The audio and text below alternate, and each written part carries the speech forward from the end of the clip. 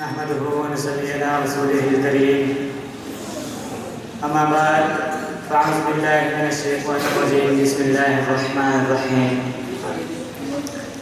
झपटना पलटना पलट कर झपटना झपटना पलटना पलट कर झपटना लहू गर्म भरने का है एक बहाना ये पूरब ये पश्चिम चकोरों की दुनिया ये पूरब ये पश्चिम चकोरों की दुनिया मेरा ने लगू आसमां बेकराना परिंदों की दुनिया का दरवेश हूँ मैं परिंदों की दुनिया का दरवेश हूँ मैं कि शाही बनाता नहीं आशियाना। हाजिर महफल उस्ताद इकराम खुसूसी मेहमानान ग्रामी और मेरे तलबे भाइयों अस्सलाम वालेकुम। मुझे आज जिस मौजू पर तलब शेयर करने का मौका मिला है उसका उन्वान है इकबाल का शहीन और आज का रुझान। ज़ीवकार सामीन इल्लामा मोहम्मद इकबाल सिर्फ शायर न थे बल्कि अजीम मुफक्कर और रहनुमा भी थे। वो हकीम भी थे, वो कलीम भी थे, वो खुदी का पैगंबर भी थे। इल्लामा मोहम्मद इकबाल को नौजवानों के साथ खास लगाव था। यही वजह थी कि वो नौजवानों के साथ हम कलाम होने में खास कशी महसूस करते थे। दरअसल नौजवानों में किसी भी पैगाम को कबूल करने की न सिर्फ सलाहियत होती है बल्कि इसके मुताबिक ज़िंदगी को तामीर करने का जज्बा भी होता है।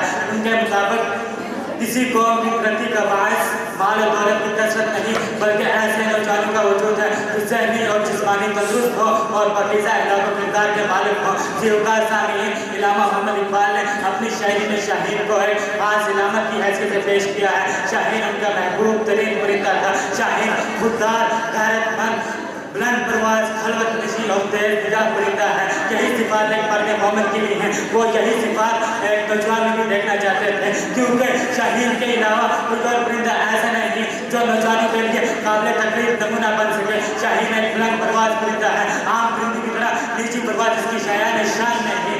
इस बुलंद परवाज़ी की सिर्फ नौजवानों में होने का मतलब यह है कि उनका मकासद बुलंद हो, उनकी सोच में कभी बस्ती ना आए। शाहीन तेज निगाह परिंदा है। तेज निगाही की सिर्फ नौजवानों में होने का मतलब यह है कि वो दूरअंदेश मुस्तकबिल के लिए मंसूबाबंदी करने की साहिब रखते हो। शाहीन कभी किसी दूसरे का बारा वो शिकार नहीं करता।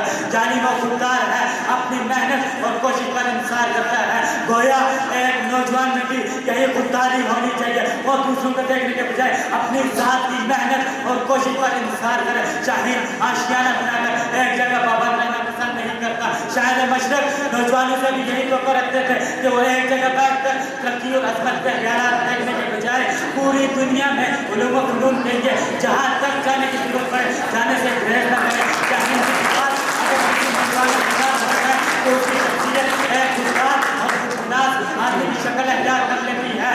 इल्लामा मोहम्मद इकबाल को इस कौम के नौजवानों से हासिल मिलने वाबस्ता थी। वो अपने अकाबी रूह बेदार करना चाहते थे। अकाबी रूह जब बेदार होती है जवानों में, अकाबी रूह जब बेदार होती है जवानों में नजर आती है इनको अपनी मंजिलात सुनाती है।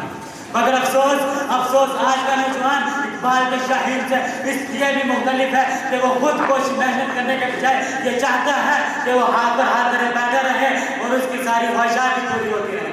आज का नौजवान इकबाल के शाहीन जैसा नहीं करगस जैसा है। आज का नौजवान मोबाइल और कंप्यूटर का गलत इस्तेमाल कर रहा है। झूठ, पैसे की हवस, रिश्वत और सिफारिश से आज के नौजवान को बर्बाद कर रखा है। इसका हल क्या है? सबसे पहले हम अपनी नौजवान नस्ल को मीडिया के जरिए बताएं कि उनकी जिंदगी का असल मकसद है क्या। खाली कहानी के बजाय हम तारिक बिन ज़ियाद, मोहम्मद बिन कासिम, टीपू सुल्तान, फैज़ और इल्लामा इकबाल जैसी अजीम लोगों की जिंदगी पर गाने बनाएं। उनको बताएं इंकलाब करने मामूली नहीं होता। अगर टीपू सुल्तान की बहादुरी पर सल्यूट कर सकते हैं मोहम्मद बिन कासिम